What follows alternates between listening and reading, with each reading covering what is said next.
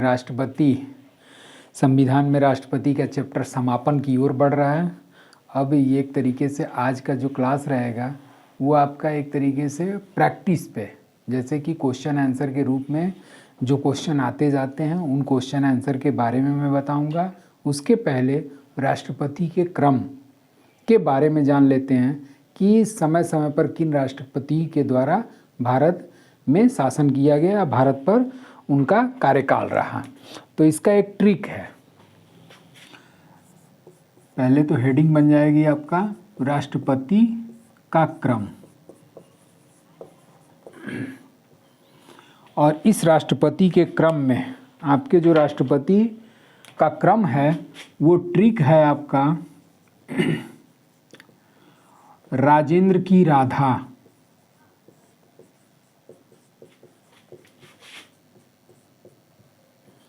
जाकिर की बीबी,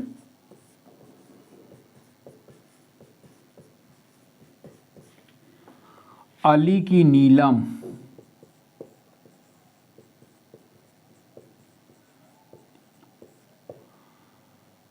ज्ञानी का बैंक,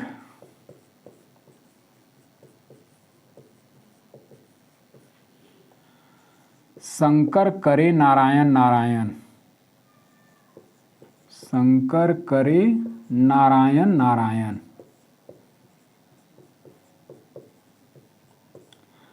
अब्दुल बेचारा,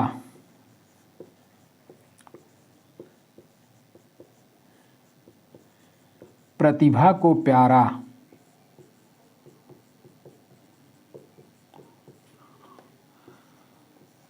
प्रणव रह गया कुंवारा,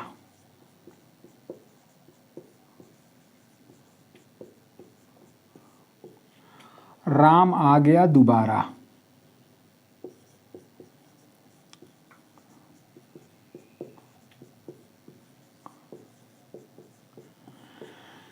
अब इस पोयम कह लीजिए या ट्रिक कह लीजिए या दोहा कह लीजिए चाहे चौपाई कह लीजिए, इस ट्रिक में आप लोगों को जितने भी राष्ट्रपति हैं वो सभी राष्ट्रपति का क्रम इसमें शामिल है। और चूँकि थोड़ा सा ये लंबा चौड़ा है, लेकिन इसके बाद जो हम ट्रिक बताएंगे वो छोटे में है, लेकिन ज़्यादातर स्टूडेंट्स को यही ट्रिक पसंद आता है, क्योंकि इसमें थोड़ा सा लड़कों के हिसाब से माहौल पानी कह लीजिए या फिर इसको मसाला कह लीजिए, वो मसाला इसमें इन्वॉल्व होने की वजह से ज़्यादातर लड़कों को यही ट्रिक पसंद आता है। वो छोटा वाला जो ट्रिक हम बताएंगे वो लड़के कहते हैं नहीं सर ये वाला ज़्यादा मज़ेदार है, क्योंकि इसमें कुछ ऐसे शब्द आए हैं जो लड़कों को काफ़ी खुश कर देते हैं या उत्तेजित कर देते हैं। तो इसका ट्रिक जो है राजेंद्र की राधा, जाकिर की बीबी, अली की नीलम, ज्ञानी का बैंक, शंकर करे नारायण नारायण, अब्दुल बेचारा प्रतिभा को प्यारा, प्रणव रह गया कुंवारा, राम आ गया दोबारा। इसमें जितने राष्ट्रपति आए हैं वो सभी राष्ट्रपति का क्रम इसमें शामिल है। राजेंद्र से राजेंद्र प्रसाद, राधा से राधा कृष्णन, जाकिर से जाकिर हुसैन, बीबी से बीबी गिरी, अली से फ़खरुद्दीन अली अहमद, वही जो हमने तीसरी इमरजेंसी के बारे में बताया था कि तीसरी इमरजेंसी इसी फ़खरुद्दीन अली अहमद के शासनकाल में घोषित की गई थी। नीलम से नीलम संजीव रेड्डी, ये नीलम संजीव के बारे में आप लोग जान लीजिए, ये पुरुष हैं। अधिकांशतः लड़के पूछ देते हैं सर ये नीलम संजीव रेड्डी जेंट्स हैं या फिर लेडीज़ हैं। तो नीलम संजीव रेड्डी आपके जेंट्स के रूप में हैं, ये पुरुष राष्ट्रपति के रूप में है, जबकि महिला राष्ट्रपति के रूप में सिर्फ एक व्यक्ति का नाम आता है, और अब तक महिला राष्ट्रपति के रूप में केवल प्रतिभा देवी सिंह पाटिल राष्ट्रपति के रूप में कार्यरत रह चुकी हैं। तो नीलम से आपका नीलम संजीव रेड्डी, ज्ञानी से आपके हो गए ज्ञानी जैल सिंह, बैंक से आपके हो गए आर वेंकट रमन, शंकर से हो गए शंकर दयाल शर्मा, और नारायण से के आर नारायणन, अब्दुल से एपीजे अब्दुल कलाम, प्रतिभा से प्रतिभा देवी सिंह पाटिल, प्रणब से प्रणब मुखर्जी, और राम से रामनाथ कोविंद। तो इस तरीके से जितनी भी अंडरलाइन है उन सभी अंडरलाइन से आपका किसी न किसी राष्ट्रपति का नाम निकल आएगा। अब इस पे जो क्वेश्चन आते हैं वो क्वेश्चन इस तरीके से आते हैं कि कभी कभार 5वां, 6वां या 7वां या 9वां राष्ट्रपति का क्रम पूछ देता है। तो अगर ये क्रम आपको याद रहेगा, ये ट्रिक याद रहेगा, तो आसानी से ऐसे प्रश्न को हल कर सकते हैं। जैसे कि अगर पूछ दिया कि भारत का 5वां राष्ट्रपति कौन हुआ, तो 5वां राष्ट्रपति में राजेंद्र की राधा यानी कि पहला राजेंद्र, राधा यानी कि राधा कृष्णन, राजेंद्र की राधा, जाकिर की बीबी यानी कि तीसरा आपका हो गया जाकिर हुसैन, बीबी यानी बीबी गिरी, जाकिर की बीबी, अली की नीलम। तो 5वें नंबर पे कौन आ रहा है? अली। अब आपके परीक्षा में जो भी ऑप्शन होगा वो हम जहाँ तक अनुमान लगाते हैं वो चारों ऑप्शन आपका अली से नहीं हो सकता। इसी में से किसी न किसी राष्ट्रपति का नाम दिया रहेगा, और जो भी राष्ट्रपति का नाम दिया रहेगा अली शब्द कहीं भी रिपीटेड नहीं है। तो अली से आपने क्या पकड़ लिया? फ़खरुद्दीन अली अहमद। तो इस तरीके से 5वें राष्ट्रपति का नाम इस ट्रिक के माध्यम से आसानी से आप क्या कर सकते हैं? फोकस कर सकते हैं। दूसरा इस पे जो क्वेश्चन बनता है वो बनता है आपका कि 3-3, 4-4 राष्ट्रपति का क्रम दे दिया और उस राष्ट्रपति के क्रम को सही तरीके से व्यवस्थित करें। अब जैसे कि मान लीजिए कि ऑप्शन ए है और ऑप्शन ए में दे दिया शंकर दयाल शर्मा, कामा आपका दूसरा राष्ट्रपति का नाम दे दिया APJ अब्दुल कलाम, तीसरा दे दिया आपका प्रतिभा पाटिल और चौथा दे दिया KR नारायणन। अब एक ऑप्शन ये दे दिया, दूसरा ऑप्शन ये दे दिया प्रतिभा पाटिल, APJ अब्दुल कलाम, शंकर दयाल शर्मा, KR नारायणन। ठीक, तीसरा ऑप्शन दे दिया APJ अब्दुल कलाम, शंकर दयाल शर्मा, KR नारायणन और प्रतिभा पाटिल। उसके बाद से चौथा ऑप्शन में आपका दे दिया शंकर दयाल शर्मा, KR नारायणन, APJ अब्दुल कलाम, प्रतिभा पाटिल।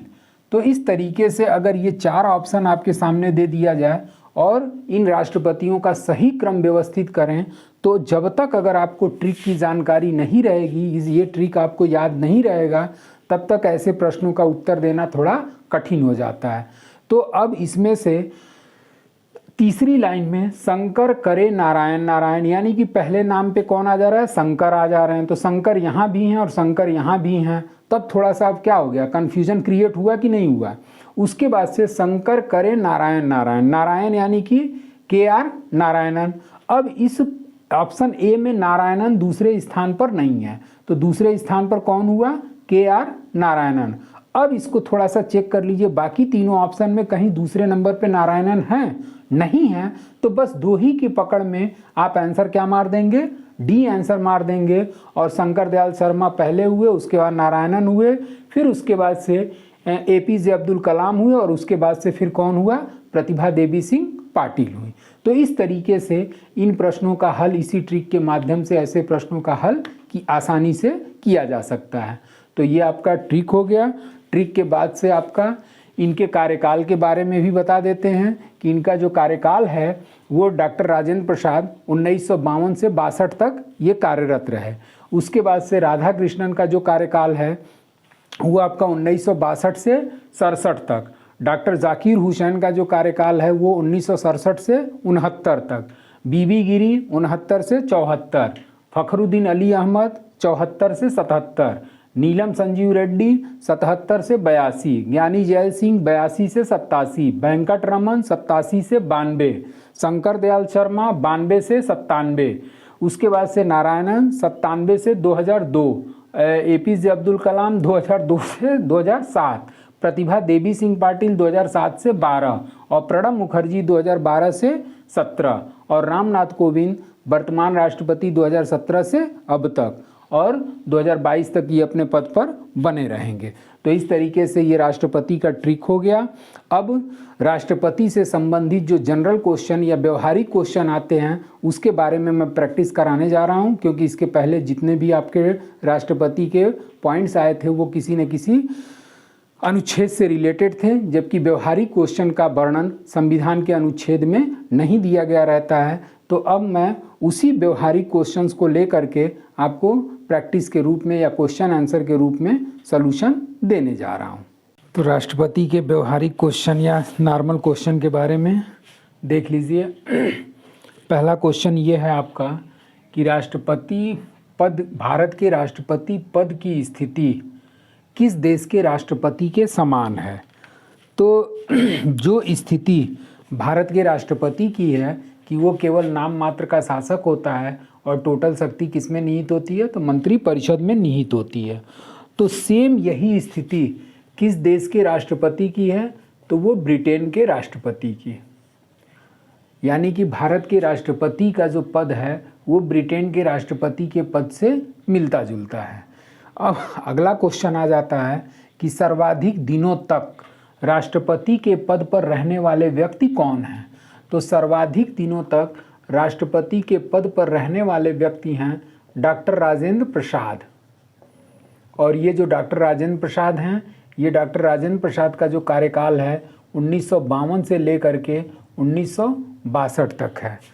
चूँकि जब संविधान का शुरुआत में आप लोग पढ़े होंगे तो संविधान के शुरू में ही बताया था हमने कि 24 जनवरी 1950 को संविधान सभा की अंतिम बैठक हुई और इसी अंतिम बैठक में डॉक्टर राजेंद्र प्रसाद को भारत का प्रथम राष्ट्रपति चुना गया था।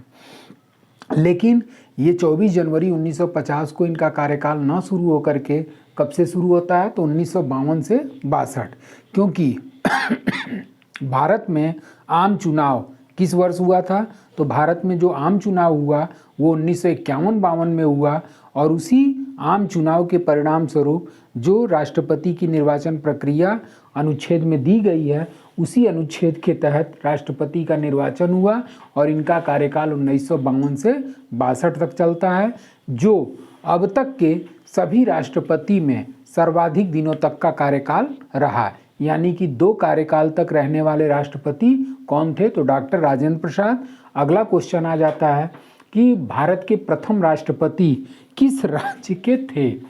तो भारत के प्रथम राष्ट्रपति डॉक्टर राजेंद्र प्रसाद ये बिहार राज्य के थे, बिहार स्टेट। और बिहार में ही एक छोटी सी जगह पड़ती है जिसे जीरादेई के नाम से जाना जाता है और इसी जीरादेई नामक जगह में आपका डॉक्टर राजेंद्र प्रसाद का जन्म हुआ था और ये बिहार राज्य में पड़ता है।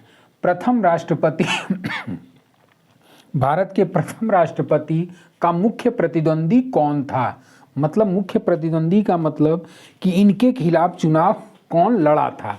तो भारत के प्रथम राष्ट्रपति डॉक्टर राजेंद्र प्रसाद के खिलाफ के.टी.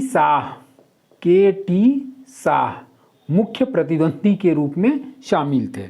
उसके बाद से ये प्रथम कार्यकाल जो 1952 से 57 तक था, इस 52 से 57 तक में के.टी. शाह मुख्य प्रतिद्वंदी के रूप में थे और 57 से 62 वाले कार्यकाल में इनका जो मुख्य प्रतिद्वंदी हुए थे वो थे आपके एन दास। उसके बाद से सबसे कम दिनों तक राष्ट्रपति के पद पर रहने वाले व्यक्ति हैं डॉक्टर जाकिर हुसैन।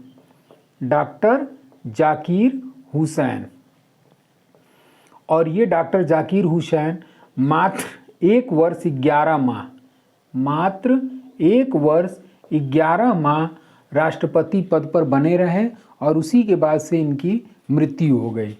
उसके बाद से अगला 6वां जो क्वेश्चन आ जाता है, ऐसे राष्ट्रपति जिनकी मृत्यु कार्यकाल के दौरान हुई। तो एक आपके कौन हो गए, डॉक्टर जाकिर हुसैन। और दूसरे राष्ट्रपति, अब तक 2 ऐसे राष्ट्रपति हुए हैं जिनकी मृत्यु कार्यकाल के दौरान हुई है। एक का हमने बता दिया कि डॉक्टर जाकिर हुसैन सबसे कम दिनों तक राष्ट्रपति के पद पर रहे और वो 1 वर्ष 11 माह केवल पद पर बने रहे, तब तक उनकी मृत्यु हो गई। और दूसरे जो राष्ट्रपति हैं वो हैं आपके फ़खरुद्दीन अली अहमद। फ़खरुद्दीन अली अहमद और ये भी लगभग आपके 2 वर्षों तक अपने पद पर बने रहे और उसी के बाद इनकी मृत्यु हो गई। तो भारत के 2 ऐसे राष्ट्रपति डॉक्टर जाकिर हुसैन और फ़खरुद्दीन अली अहमद ऐसे राष्ट्रपति हैं जिनकी मृत्यु कार्यकाल के दौरान हुई। अगला जो 7वां क्वेश्चन है कि ऐसे राष्ट्रपति जो 4 प्रधानमंत्रियों के साथ कार्य किया। तो इसका आंसर हो जाता है डॉक्टर शंकर दयाल शर्मा, डॉक्टर शंकर दयाल शर्मा।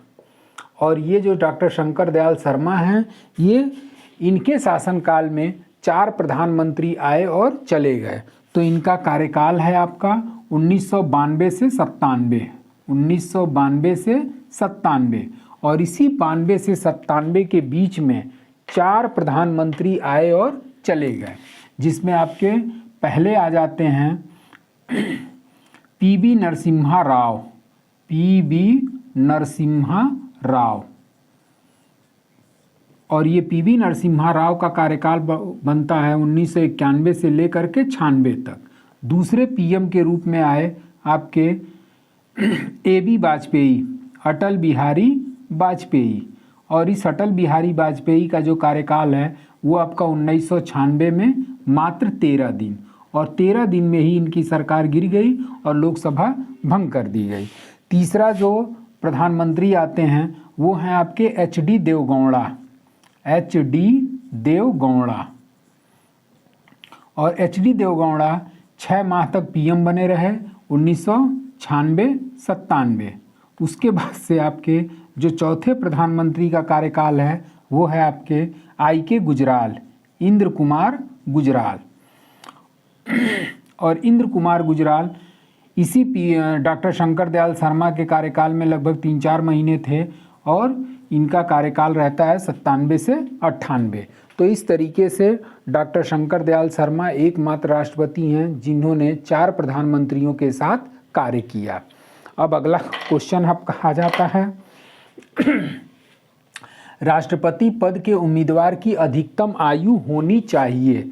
तो राष्ट्रपति पद के अधिकतम आयु के संबंध में संविधान में निर्धारण नहीं किया गया, क्योंकि जब राष्ट्रपति पद की योग्यताएं हैं तो उस योग्यता में वह लिखा गया है कि राष्ट्रपति पद पर आसीन होने के लिए पहला वह भारत का नागरिक हो, उसकी आयु 35 वर्ष से कम न हो। अधिकतम के संबंध में कोई सीमा निर्धारित नहीं है। 35 की बजाय 35 वर्ष से जितना भी अधिक रहेगा, अगर वो भारत का नागरिक है तो राष्ट्रपति बनने की योग्यता रखता है। भले वो 99 साल का हो, मुंह में दांत पेट में आंत न हो, तब भी वो राष्ट्रपति बनने की योग्यता और क्षमता रखता है। तो इस तरीके से अधिकतम आयु के संबंध में सीमा निर्धारित नहीं, सीमा निर्धारित नहीं।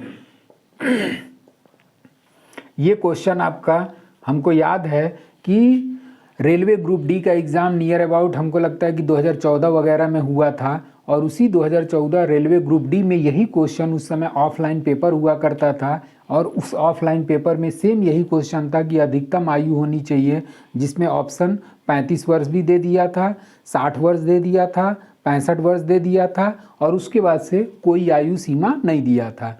तो लड़के जो हैं थोड़ा सा क्वेश्चन पढ़ा नहीं कि ओवर कॉन्फिडेंस में आकर के, और पहले ही ऑप्शन दिख गया कि आयु से संबंधित है, 35 वर्ष हम लोग पढ़े हुए हैं, मार करके चले आए। और बाद में जब उन लोगों से हमने पूछा तो वो क्वेश्चन हमने कहा कि ये टोटली गलत है, क्योंकि अधिकतम आयु के संबंध में कोई निर्धारण नहीं किया गया। तो आप लोगों को करना ये चाहिए कि ओवर कॉन्फिडेंस अपने अंदर न लाएं, बल्कि एक क्वेश्चन को एक बार की बजाय 2 बार पढ़ें और उसका एथेंटिक और सही उत्तर दें, तभी जा कर के आपका हित में वो रहेगा या आपको आगे बढ़ाएगा। तो राष्ट्रपति, अगला क्वेश्चन जब बनता है वो है आपका राष्ट्रपति का निर्वाचन कौन संचालित करता है। तो राष्ट्रपति का जो निर्वाचन है वो निर्वाचन आयोग द्वारा संचालित किया जाता है, निर्वाचन आयोग द्वारा संचालित। उसके बाद से अगला जो क्वेश्चन है कि राष्ट्रपति के उम्मीदवार हेतु चुनाव प्रचार की सीमा कितनी निर्धारित है। मतलब जो राष्ट्रपति पद का उम्मीदवार है वो अपने चुनावी प्रचार कितना दिन तक कर सकता है। तो राष्ट्रपति के उम्मीदवार के लिए चुनाव प्रचार सीमा जो निर्धारित है वो है आपका 2 सप्ताह। मतलब केवल वो 2 सप्ताह तक ही अपना चुनाव प्रचार कर सकता है। मतलब उसका जो भी राष्ट्रपति की डेट मुकर्रर की गई है या निर्धारित की गई है, उसके 2 सप्ताह के पहले ही वो चुनाव प्रचार कर सकता है। उसके बाद से राष्ट्रपति पद के उम्मीदवार के लिए कितने प्रस्तावक और अनुमोदक होने चाहिए।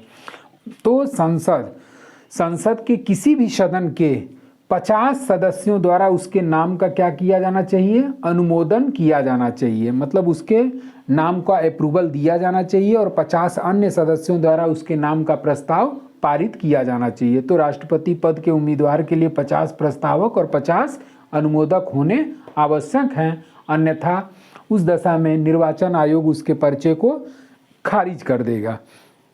अब अगला क्वेश्चन है कि राष्ट्रपति का निर्वाचन कहाँ संचालित किया जाता है। मतलब कि जैसे कि राष्ट्रपति के निर्वाचन में हमने पहले के क्लास में बताया हुआ है कि राष्ट्रपति का निर्वाचन एक निर्वाचक मंडल द्वारा किया जाता है, जिसमें संसद के दोनों सदनों के सदस्य, उसके बाद से आपके विधानसभाओं के निर्वाचित सदस्य, फिर केंद्र शासित प्रदेश दिल्ली और पुडुचेरी विधानसभाओं के निर्वाचित सदस्य होते हैं। तो अब जाहिर सी बात है कि अगर कोई ऐसा विधायक या ऐसा सांसद जो बिल्कुल आपका जम्मू कश्मीर में या कन्याकुमारी में है, तो फिर उस कंडीशन में उसे दिल्ली आकर के वोट देने में क्या होगा, एक तरीके से प्रॉब्लम या परेशानी होगी। तो इसके लिए एक अलग से ऑप्शन दिया गया है कि राष्ट्रपति का निर्वाचन कहाँ संचालित होता है। तो अगर आप दिल्ली जा कर के वोट देना नहीं चाहते हैं तो उस कंडीशन में आप अपने राज्य की राजधानी में भी इसके लिए वोटिंग कराई जाती है। तो उसका निर्वाचन जो है वो दिल्ली तथा राज्य की राजधानियों में, राज्य की राजधानी में संचालित किया जाता है। मतलब अगर आप दिल्ली नहीं जाना चाहते तो जो आपके राज्य की राजधानी है उस राज्य की राजधानी में जा कर के आप वहाँ पर अपना वोटिंग कर सकते हैं। उसके बाद से राष्ट्रपति तथा उपराष्ट्रपति उम्मीदवार के लिए कितनी जमानत राशि निर्धारित है। तो जमानत राशि निर्धारित है आपका 15,000 रुपये। अब जमानत राशि कुछ लोगों को नहीं समझ में आई होगी। तो जितने भी भारत में चुनाव होते हैं, सबसे छोटा चुनाव आपका ग्राम सभा या ग्राम प्रधान का होता है और सबसे बड़ा चुनाव कौन सा हो गया, राष्ट्रपति का चुनाव माना जाता है, क्योंकि ये एक तरीके से भारत का राष्ट्राध्यक्ष चुनने के लिए चुनाव किया जाता है। तो जितने भी चुनाव होते हैं सभी चुनाव में कैंडिडेट्स के लिए कुछ न कुछ सिक्योरिटी मनी या जमानत राशि के रूप में रखी जाती है, निर्धारित की जाती है। तो उसी तरीके से राष्ट्रपति और उपराष्ट्रपति पद के लिए अगर कोई भी व्यक्ति लड़ता है, चुनाव लड़ता है, तो उस कंडीशन में उसकी जमानत राशि कितनी होनी चाहिए, 15,000 रुपये निर्धारित की गई है। अब ये 15,000 रुपये कहाँ जमा करेगा, तो ये 15,000 रुपये आरबीआई में जमा करता है, आरबीआई में जमा करता है। अब ये 15,000 रुपये जब्त कब किया जाता है, जैसे कि मान लीजिए कि ग्राम प्रधानी वगैरह के चुनाव में ये आप सुनते होंगे कि फलाने की ज़मानत क्या कर दी गई, जब्त कर दी गई। तो फलाने की ज़मानत जब्त का मतलब जो लोग नहीं जानते रहते हैं वो यही सोचते हैं कि जीवन में ये कभी चुनाव नहीं लड़ पाएगा, लेकिन वहाँ पर उस ग्राम प्रधान की ज़मानत क्या कर ली जाती है, जमानत राशि को जब्त कर लिया जाता है। तो उसी तरीके से राष्ट्रपति और उपराष्ट्रपति की भी जमानत राशि जब्त करने का प्रावधान दिया गया है। और उसमें जब्त किस कंडीशन में की जाएगी, तो जमानत जब्त जो होगी कुल पड़े मतों का, कुल पड़े मतों का 1/6 भाग, 1/6 भाग अगर नहीं प्राप्त कर पाता, नहीं प्राप्त कर पाता, तो उस कंडीशन में उस राष्ट्रपति या उस उपराष्ट्रपति या जो भी उम्मीदवार है उसकी जमानत राशि क्या कर दी जाएगी, जब्त कर दी जाएगी। तो राष्ट्रपति या उपराष्ट्रपति पद के उम्मीदवार की जमानत राशि 15,000 और वो 15,000 का अमाउंट जो है राष्ट्रपति आरबीआई में जमा करेगा। अब अगर वह उम्मीदवार कुल पड़े मतों का 1/6 भाग नहीं प्राप्त कर पाता तो उसकी यह राशि जमानत राशि जब्त कर ली जाएगी और इसी को कहा जाता है कि फलाने की जमानत जब्त हो गई। उसके बाद से आपका अगला क्वेश्चन है कि राष्ट्रपति का पद कितने समय के भीतर भरा जाना चाहिए। तो अगर राष्ट्रपति का पद खाली है तो पहले तो राष्ट्रपति का पद 1 मिनट के लिए भी खाली नहीं रखा जा सकता। अगर राष्ट्रपति की अचानक मृत्यु हो गई या फिर वो त्यागपत्र दे दिया तो जो हमारा उपराष्ट्रपति है वो कार्यवाहक राष्ट्रपति के रूप में कार्य करेगा। अगर उपराष्ट्रपति भी नहीं है तो उस कंडीशन में सर्वोच्च न्यायालय के मुख्य न्यायाधीश को कार्यवाहक राष्ट्रपति के रूप में नियुक्त किया जाएगा। लेकिन ये कार्यवाहक राष्ट्रपति के रूप में कितने समय तक बना रहेगा? तो 6 माह तक, यानी कि 6 माह के भीतर राष्ट्रपति का चुनाव संपन्न कराया जाना चाहिए। अब जो आपका 15वां क्वेश्चन है कि ऐसे राष्ट्रपति जो मजदूर संगठन से जुड़े थे, तो वो थे आपके बीबी गिरी, वराह वेंकट गिरी। और ये वराह वेंकट गिरी मजदूर यूनियन से जुड़े हुए थे और इस मजदूर यूनियन का नाम था AITUC, all India trade union council. और इसी मजदूर संगठन से बीबी गिरी जुड़े हुए थे। इस पर जो अगला क्वेश्चन बन जाता है वो ये बनता है कि ऐसे राष्ट्रपति जो गैर कांग्रेसी थे, मतलब कांग्रेस से रिलेटेड नहीं थे, तो यही बीबी गिरी थे जो गैर राजनीतिक दल से संबंधित थे और ये मजदूर संगठन से जुड़े हुए थे। तो ये आपके सामने 15 क्वेश्चन राष्ट्रपति से संबंधित हो गया। अभी और आपके सामने 15 क्वेश्चन प्रस्तुत करूँगा, 15-16 क्वेश्चन जितना भी बन जाए।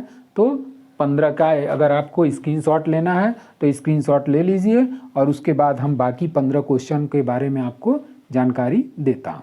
आगे के क्वेश्चन में ऐसे राष्ट्रपति जो गृह मंत्री के पद पर भी आसीन थे, तो इसका आंसर हो जाएगा आपका ज्ञानी जैल सिंह।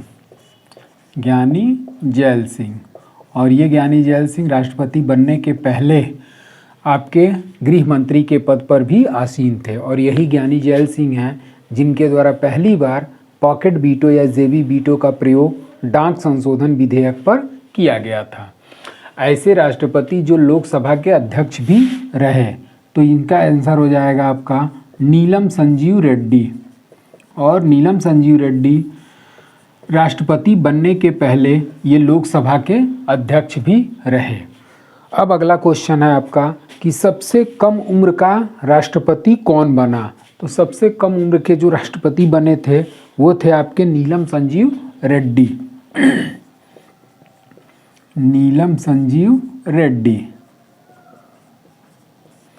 और जब ये राष्ट्रपति बने थे उस समय इनकी आयु 64 वर्ष 67 दिन थी। 64 वर्ष 67 दिन। सबसे अधिक उम्र का राष्ट्रपति कौन बना? तो सबसे अधिक उम्र के राष्ट्रपति बनने वाले व्यक्ति हैं आपके KR नारायणन। और जिस समय ये राष्ट्रपति बने थे उस समय इनकी आयु 76 वर्ष 27 दिन थी। 76 वर्ष 27 दिन। तो इस तरीके से सबसे कम उम्र में 64 वर्ष 67 दिन की आयु में नीलम संजीव रेड्डी और सबसे अधिक उम्र में राष्ट्रपति बनने वाले व्यक्ति KR नारायणन। जब ये राष्ट्रपति बने तो इनकी आयु 76 वर्ष 27 दिन थी। राष्ट्रपति जो है 20वां क्वेश्चन, राष्ट्रपति किस सूची के विषयों पर अध्यादेश जारी करता है? अब इसके पहले वाले क्लास में हमने बताया था कि अध्यादेश जारी करने की शक्ति जो राष्ट्रपति की है वो अनुच्छेद 123 में दी गई है। और राष्ट्रपति अनुच्छेद 123 के तहत संघ सूची और समवर्ती सूची पर अध्यादेश क्या कर सकता है? जारी कर सकता है। संघ सूची में जो भी विषय दिए गए हैं उन विषयों पर कानून बनाने का अधिकार केंद्र सरकार को प्राप्त है। और जो समवर्ती सूची दी गई है उस समवर्ती सूची पर केंद्र और राज्य दोनों मिलकर के कानून का निर्माण करते हैं। तो इस तरीके से राष्ट्रपति अनुच्छेद 123 के अंतर्गत संघ सूची और समवर्ती सूची दोनों सूचियों पर अध्यादेश जारी करता है। अगला क्वेश्चन कि राष्ट्रपति का भाषण कौन तैयार करता है? तो राष्ट्रपति का भाषण मंत्रिमंडल के द्वारा तैयार किया जाता है। मंत्रिमंडल। अब इसमें मंत्रिमंडल शब्द का प्रयोग संविधान के किस अनुच्छेद में किया गया है? तो मंत्रिमंडल शब्द का प्रयोग मात्र पूरे संविधान में एक बार किया गया है और वो है आपका अनुच्छेद 352। और उसी अनुच्छेद 352 के अंतर्गत राष्ट्रपति नेशनल इमरजेंसी घोषित करता है और उसी 352 में मंत्रिमंडल के लिखित अनुमोदन पर राष्ट्रपति नेशनल इमरजेंसी की घोषणा करता है। और ये जो मंत्रिमंडल शब्द का नाम आएगा, इस मंत्रिमंडल में कौन शामिल होगा? तो इस मंत्रिमंडल में केवल और केवल कैबिनेट मंत्री ही शामिल होते हैं। और मंत्रिपरिषद जो है वो 3 प्रकार के मंत्रियों से मिलकर गठित होती है। एक आपका कैबिनेट मंत्री, दूसरा राज्य मंत्री और तीसरा उपमंत्री। तो जहाँ भी मंत्रिमंडल का नाम आएगा उसका मतलब ये हो जाएगा कि उसमें केवल और केवल कैबिनेट मंत्री ही भागीदारी निभाते हैं। ऐसे राष्ट्रपति जो दार्शनिक थे, तो उसका आंसर हो जाएगा आपका डॉक्टर सर्वपल्ली राधाकृष्णन। सर्वपल्ली राधाकृष्णन। और ये सर्वपल्ली राधाकृष्णन एक फिलासफर या दार्शनिक व्यक्ति के रूप में जाने जाते हैं। अगला क्वेश्चन है आपका कि राष्ट्रपति भवन का डिज़ाइन किसने बनाया? तो राष्ट्रपति भवन का डिज़ाइन एडविन लुटियंस द्वारा बनाया गया था। और इस राष्ट्रपति भवन का डिज़ाइन एडविन लुटियंस के द्वारा बनाया गया और इसका निर्माण कार्य 1912 में प्रारंभ हुआ था और उसके बाद से 1912 में प्रारंभ हुआ और 1929 में क्या हुआ? समाप्त हुआ। तो इस तरीके से राष्ट्रपति भवन का डिज़ाइन एडविन लुटियंस के द्वारा बनाया गया और ये राष्ट्रपति भवन का निर्माण कार्य जो है 1912 में क्या हुआ? प्रारंभ हुआ और उसके बाद से 1929 में राष्ट्रपति भवन बन करके तैयार हुआ बनकर तैयार हो गया। अब राष्ट्रपति भवन का पूर्व नाम क्या था? तो राष्ट्रपति भवन का जो पहले का नाम था उसे वायसराय हाउस के रूप में जाना जाता था। चूँकि अंग्रेज़ों का ज़माना था, अंग्रेज़ों का भारत पर अधिकार था, तो उस समय राष्ट्रपति की जगह पर आपका गवर्नर जनरल या वायसराय जो होता था वो भारत का प्रमुख या राष्ट्राध्यक्ष माना जाता था। तो जब राष्ट्रपति भवन का निर्माण हुआ तो उससे राष्ट्रपति भवन को वायसराय हाउस के रूप में जाना जाता था और बाद में इसका नाम स्वतंत्रता के बाद से इसे चूँकि राष्ट्रपति इसमें निवास करने लगे, इस कारण से इसका नाम राष्ट्रपति भवन पड़ गया। अब ऐसा राष्ट्रपति जो निर्विरोध निर्वाचित हुआ था, तो निर्विरोध निर्वाचित होने वाले व्यक्ति थे NS रेड्डी, नीलम संजीव रेड्डी। और नीलम संजीव रेड्डी जब चुनाव में खड़े हुए तो इनके विरुद्ध कोई भी प्रतिद्वंदी खड़ा नहीं हुआ और ये निर्विरोध निर्वाचित कर लिए गए। अब अगला क्वेश्चन आ जाता है कि अब तक कितनी महिलाओं द्वारा राष्ट्रपति का चुनाव लड़ा जा चुका है? तो इसका आंसर हो जाएगा 4। मतलब 4 महिलाएं ऐसी हैं जो राष्ट्रपति का चुनाव लड़ चुकी हैं। और वो चारों का नाम क्या क्या है? तो चारों में आपका है, पहला नाम आ जाता है मनोहर होलकर। मनोहर होलकर। दूसरा नाम आपका आ जाता है लक्ष्मी सहगल। दूसरा लक्ष्मी सहगल। तीसरा नाम आपका आ जाता है प्रतिभा देवी सिंह पाटिल। प्रतिभा देवी सिंह पाटिल। और चौथा नाम आ जाता है आपका मीरा कुमार। तो इस तरीके से ये 4 ऐसी महिलाएं हैं जो राष्ट्रपति का चुनाव लड़ी थी। मीरा कुमार अभी आपके 2017 में जब रामनाथ कोविंद चुनाव लड़े थे तो उनका मुख्य प्रतिद्वंदी के रूप में मीरा कुमार ही शामिल थी। उसके बाद से आपका प्रतिभा देवी सिंह पाटिल का जो ईयर है वो आपका प्रतिभा देवी सिंह पाटिल जो थी वो 2007 में चुनाव लड़ी थी और ये चुनाव क्या हुई थी? जीत गई थी। तो ये आपका मीरा कुमार 2017 हो गया, वह प्रतिभा देवी सिंह पाटिल आपका 2007 हो गया और 2002 में लक्ष्मी सहगल ये डॉक्टर APJ अब्दुल कलाम के खिलाफ चुनाव लड़ी थी। जबकि मनोहर होलकर 1967 में राष्ट्रपति पद की उम्मीदवारी के लिए अपना दावा प्रस्तुत किया था। तो इस तरीके से राष्ट्रपति पद के उम्मीदवार के लिए अब तक 4 महिलाएं चुनाव लड़ चुकी हैं और उस 4 में केवल 1 महिला राष्ट्रपति बनी हैं और वो हैं आपकी प्रतिभा देवी सिंह पाटिल।